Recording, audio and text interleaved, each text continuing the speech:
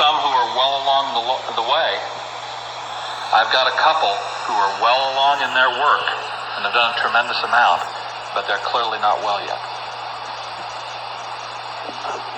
Could you speculate on the relationship between this stuff and the fantasy games that have been proliferating, Dungeons and Dragons and that sort of thing? Well, there are a lot of things out there to cue people. You want to see a great movie, interesting movie to cue people? Go see Trancers 2. You can rent it in your video shop. Came out about last fall. One night in sheer desperation for something at the video store.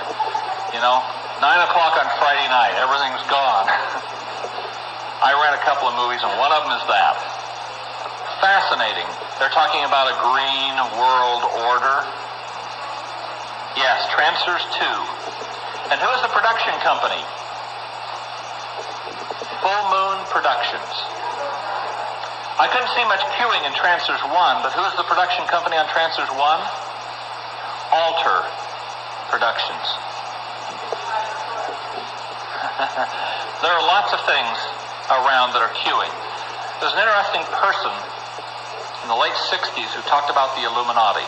Have any of you ever heard of the Illuminati with regard to the cult? I had a patient bring that up with me just about exactly 2 years ago. And we've now had other stuff come out from other patients. It appears to be the name of the international world leadership. There appear to be Illuminati councils in several parts of the world, and one internationally. The name of the international leadership of the cult, supposedly. Is this true? Well, I don't know. It's interesting we're getting some people where we're trying to work without queuing who are saying some very similar things. There's an old guy in Hollywood in the late 60s who talked about the infiltration of Hollywood by the Illuminati. And certainly what some patients have said is all of this spook stuff, horror stuff, the possession and everything else has been popularized in the last 20 years in Hollywood is in order to soften up the public so that when a satanic world order takes over, everyone will have been desensitized to so many of these things. Plus, to continually cue lots of people out there. Is that true? Well, I can't definitively tell you that it is. What I can say is, I now believe that ritual abuse programming is widespread, is systematic, is very well organized, from highly esoteric information, which is published nowhere, has not been on any book or talk show that we have found all around this country and in at least one foreign country. Let's take a couple of quick questions, and we need to get on to other material. Yes? Do you have any techniques for decreasing your level of uncertainty that a patient, you can't do it grammatically, but a patient is or is not being still tampered with, messed with, as you said? Just that I would ask several of the parts I've inquired about. Core, Diana, Wisdom, Master Programmer, several parts inside I would ask about these sorts of things. And I would keep asking it. As you do additional work and get a bit further, I would ask again to find out. In the back. I wonder if you've heard or you know of the Martin Luther bloodline. The what? Martin Luther bloodline? I know nothing about the Martin Luther bloodline. I'll give you one other quick tip. Ask them about an identification code.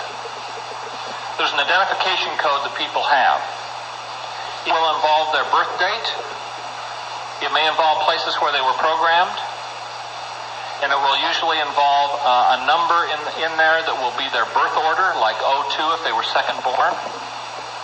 And it will usually involve a number that represents the number of generations in the cult if they are bloodlines. I've seen up to 12 now. 12 generations. I've seen a lot of the things you've been describing today in several patients. I wanted to ask you a question about the 7 systems.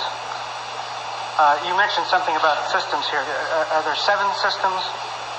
There have been that described in some patients, yes. The 7 systems.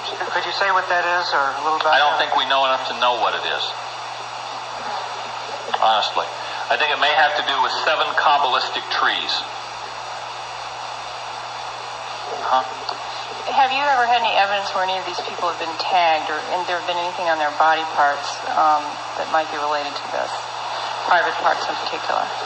Well, there's certainly people that have had tattoos, that have had a variety of other kinds of things, some of which have been, documented in cases. But I mean, to say, well, maybe they did that to themselves or had it done consciously, I mean, to really prove something. Not that occurs to me right off the bat.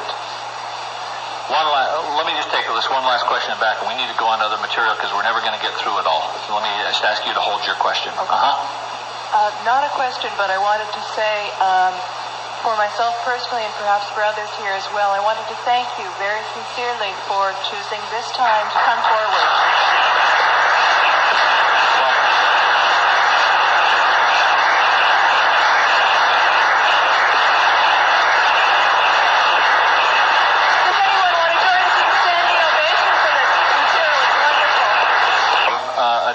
Who's one of the top people in the field, who I know has had death threats, but I know struggled for professional credibility in believing in MPD, and was harshly criticized for even believing in that 10 and 15 years ago, and struggled to a point of professional credibility. I think in his heart of hearts he knows it's true, but he will say things like, I wouldn't be surprised to find tomorrow it was an international conspiracy, and I wouldn't be surprised to find tomorrow that it is an urban myth and rumor. He tries to stay right on the fence. And I think the reason is because it's controversial, because there is a campaign underway saying these are all false memories induced by, along with incest and everything else, by Oprah and by books like The Courage to Heal and by naive therapists using hypnosis. And it's controversial. My personal opinion has come to be, if they're going to kill me, they're going to kill me. There's going to be an awful lot of information that's been put away that'll go to investigative reporters and multiple investigative agencies if it happens, and an awful lot of people like you, I hope, that if I ever have an accident, will be pushing for a very large-scale investigation. I think we have to stand up out of some kind of moral conscience at some point, and I tried to wait until we had gotten enough verification from independent places to have some real confidence that this was widespread. So I know we've gone like a house of fire to try and pack as much as I could in for you. I hope it's given you some things to think about and some new ideas, and I appreciate being with you. Okay, thanks. Okay, we're going to make this the last question, and then we're going to go to the imagery. Do you deal with ritual abuse survivors who have knowingly walked out of the cult and knowingly understand what they have done? And how do you deal with the addictions that they come out with?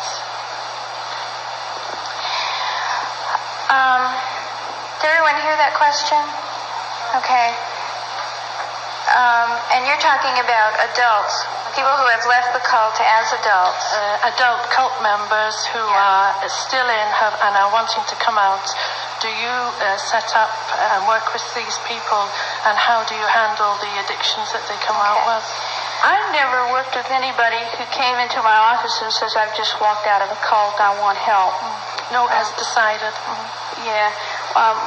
Mostly I've worked with folks that this has been uncovered. They've been amnestic for it for quite a while in therapy before they even come up with it. And I think that what you're working with there is a perpetrator. I mean, that you need to do perpetrator treatment with a multiple or whatever, but that you have to address the perpetration behavior before you can, treat them just as a survivor. And of course, their own abuse is going to be a part of the perpetrator treatment. Did you go to Mark Schwartz's workshop? Okay. Get that tape. Okay. Mark Schwartz did one on sexual compulsivity, and he talks about treating perpetrators, and he gives a case example of someone who came in with what he thought was just going to be compulsive masturbation, and it turned out he had a cult member. And so I think that tape would be real interesting. I think with the addictions, I was thinking more of the compulsive blood drinking, besides the sexual compulsivity, the other addictions that come with it, and that kind of behavior. Well, I think you work with those kinds of compulsions in the same way that you work with hand-washing compulsions. You know, it's the same process to work with, or if you're coming at it from an addiction standpoint, to work with it that way. Sometimes medication like anafranil is useful in curbing compulsion, obsessive compulsion components. But other than that, you're going to do, excuse me? Try what? Naltrexone.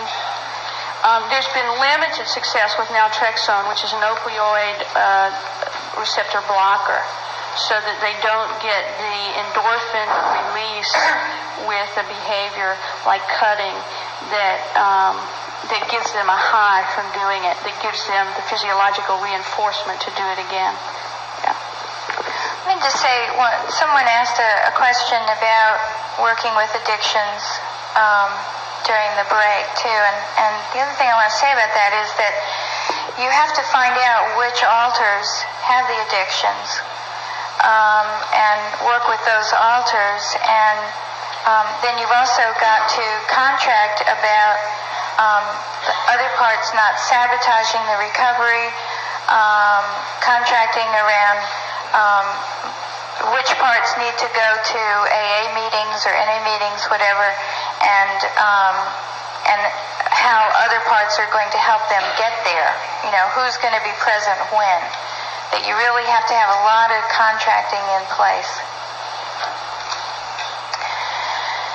Okay.